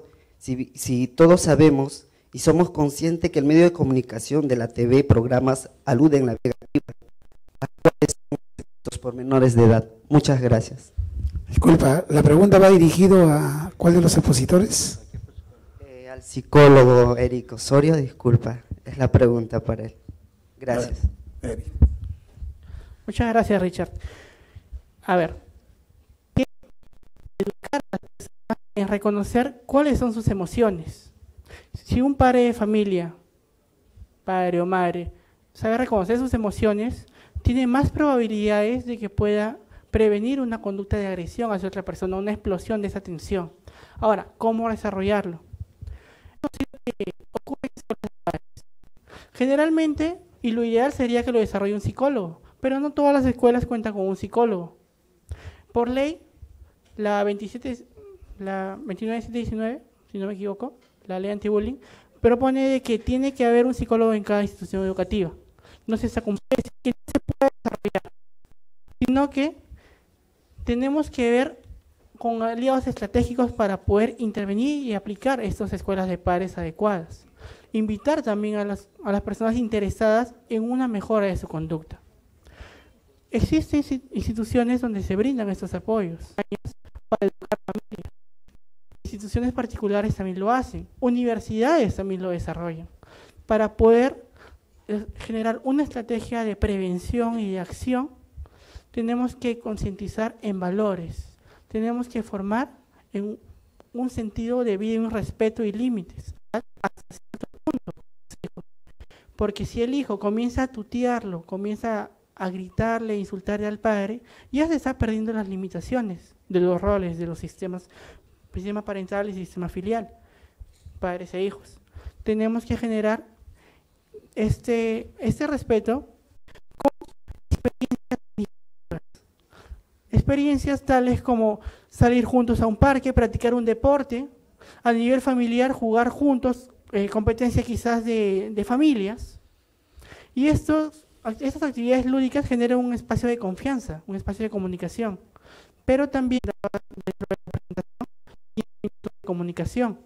Otra técnica, otra posibilidad es que se pongan a bailar con sus hijos, que les cuenten cómo fueron ustedes de pequeños, cómo resolvían sus problemas y cómo los siguen resolviendo. Hay que generar en nuestros hijos un nivel de admiración para que sus preocupaciones y problemas no tengamos ninguna preocupación de nuestros hijos, porque toda preocupación, todo problema que ellos puedan percibir, nos van a expresar. Tenemos que saber cómo responder y cómo orientar, ya que estos pequeños momentos, tal vez una pregunta de un niño de 5 años, le va a generar problemas. Más adelante va a poder ser orientado. Al respecto de la violación que ocurre en la familia, en mayor estadística, mayor incidencia, hay que enseñar que a pesar de que existe un amor, a pesar de que existe un nivel de contacto, un nivel de confianza, también hay que aprender a establecer límites. ¿Qué parte de mi cuerpo que me toque de repente mis hombros como un abrazo? Pero ¿qué parte no? Algunas personas dicen, oiga, pero yo le doy un beso a mi hijo en la boca porque lo quiero. No es lo más adecuado porque se genera un proceso de sexualización temprana. Entonces, cosas tan pequeñas es importante es generando una comunicación y generando un espacio de respeto y de diálogo mutuo, sin desautorizar a ningún miembro de la familia. Muchas gracias. A ver, dos preguntas más. A ver, el segundo nivel, ¿alguna pregunta? Buenas noches. Estoy muy emocionada. Mi nombre es Angélica Salazar, psicóloga en formación del Hospital Nacional Daniel Alcides Carrión. En esta oportunidad me dirijo al licenciado Eric y también a la doctora presente de la Defensoría del Pueblo. Me lleva mucho que ver todos, ¿no?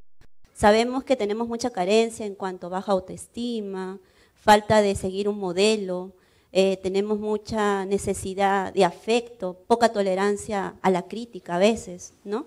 Entonces, me lleva a saber qué factores nosotros podemos hacer como medida de grupo tenemos para sentido.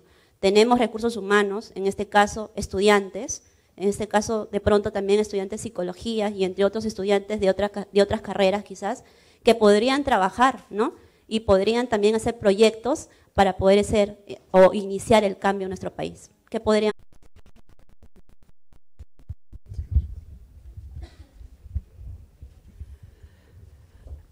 Respecto a qué órganos de apoyo, con qué órganos de apoyo contamos, contamos en primera línea con la Policía Nacional, que es la primera línea que recibe. Podemos contar con la ayuda de los centros de emergencia mujer, donde se brinda apoyo psicológico, apoyo legal, apoyo social a las víctimas de violencia familiar. Y también estamos nosotros, está la Defensoría del Pueblo, donde los derechos de las personas. Nosotros somos la entidad encargada de hacer que los derechos de los ciudadanos se cumplan.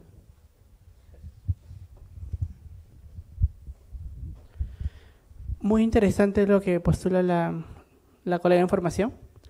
Reconocer que ayudar Y como dice, el Centro de Emergencia Mujer es uno de ellos. Pero ¿de qué manera contactarlo? Puede ser a nivel presencial. En las redes de internet están las direcciones de los locales del Centro de Emergencia Mujer. También podemos llamar a línea 100, que es una intervención inmediata. Se puede brindar cierta ayuda. Hay que reconocer de que por cada situación, una institución está más especializada. Por ejemplo, el Centro de Emergencia Mujer, que también tengo la oportunidad de desarrollar actividades, en este lugar se trabaja con víctimas de violencia familiar y proceso de tenencia, por ejemplo, que quizás no está tan enmarcado en un caso de feminicidio, pero ocurre. ¿Y aquí dónde podemos derivar? La DEMUNA puede apoyar en esos casos, por ejemplo, o el Ministerio de Justicia. Entonces, existen organizaciones aliadas.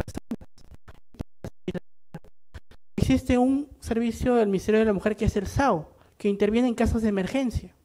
Entonces, se reporta a línea 100 y ya ellos hacen la derivación pertinente. Si acude el Centro de Emergencia Mujer más cercano, se acude el equipo SAO, si deriva el caso con órdenes que la necesidad, hay lugares donde pueden acudir. Lo importante es no quedarnos callados y poner en evidencia. Al respecto de la otra situación, de que hay diversa cantidad de estudiantes, de psicólogos de formación que están comprometidos con una cultura. Los profesionales somos las guías que tenemos que fortalecer esta conciencia social que tienen estos jóvenes. En la Brigada de Psicólogos en Acción aperturamos la invitación a todos los estudiantes de psicología que deseen formarse con nosotros para poder desarrollar acciones en bien de la comunidad. Estos estudiantes de medicina que están comprometidos también con labores sociales en provincias.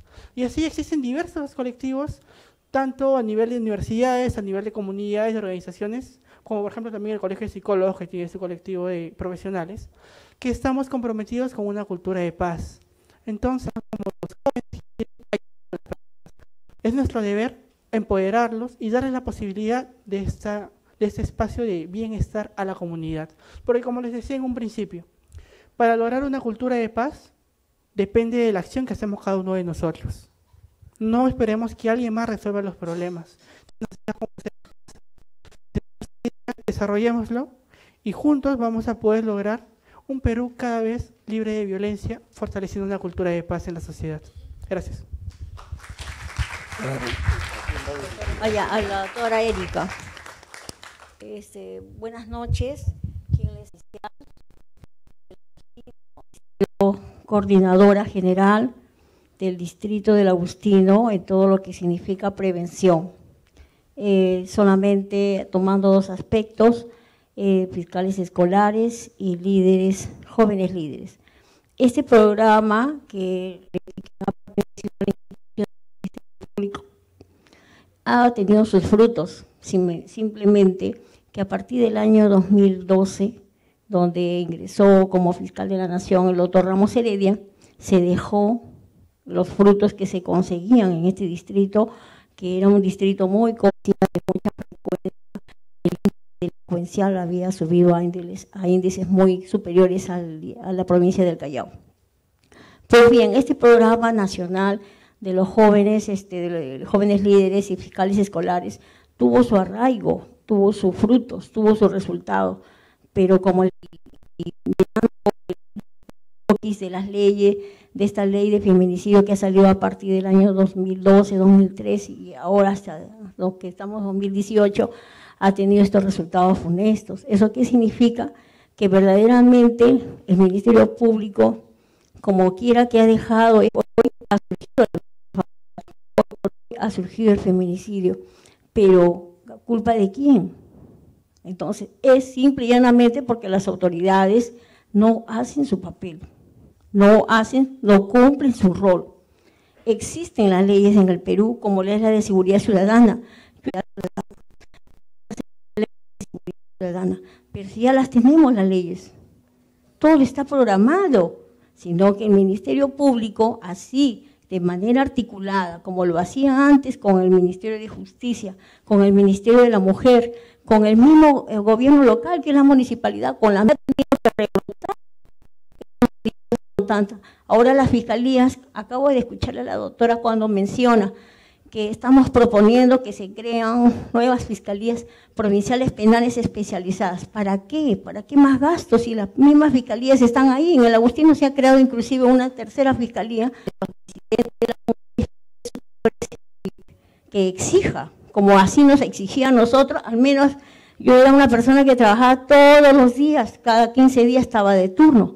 Y así, estando de turno, tenía que ir a colegios, tenía que ir a escuela de padres de familia, tenía que ir a juntas vecinales, tenía que ir a cosas, pero bajar a 5 índices del nivel delincuencial del Agustín. Entonces, que se diga que no se puede, que no hay solución, eso es mentira, sino que ¿dónde está la solución? Que cada institución haga su papel como debe hacer. Eso es todo.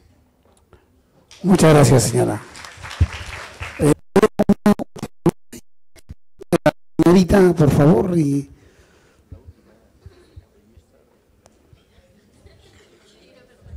Buenas noches, ¿qué tal? Mi nombre es Dafne Escalante, soy licenciada en Trabajo Social.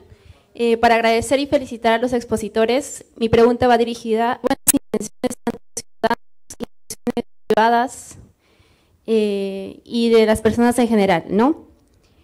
Pero la pregunta, doctor Mario, ¿de qué manera se podrían generar políticas públicas de prevención de la violencia de género si nuestros padres de la patria son intereses personales?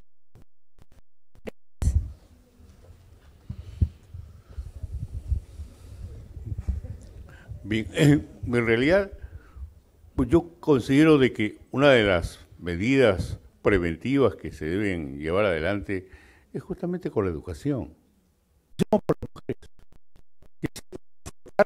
Y en su momento denunciar cuando son víctimas de violación, violencia familiar. Desgraciadamente lo vemos, esto es algo que no generalizamos, pero el temor, la mente. Yo soy testigo de sección. Cuando el hombre es denunciado y es detenido, porque la nueva ley dada en el año 2015 sobre violencia, cómo combatir y erradicar la violencia, como queda en la letra, pero no se ha hecho absolutamente nada. Salió el presidente de la República, vamos a formar una comisión de alto nivel, pero eso está en la ley. ¿Qué se ha hecho? De tal manera de que policiales, frente a una denuncia de acuerdo a la nueva ley, e inclusive tienen facultades para allanar el domicilio del agresor, detenerlo, pero desgraciadamente eso no se hace. No lo ejecutan. Y le decía que soy testigo de sección porque en más de una oportunidad han detenido al agresor, y para mí el agresor, tanto psicológico como físico, es un cobarde.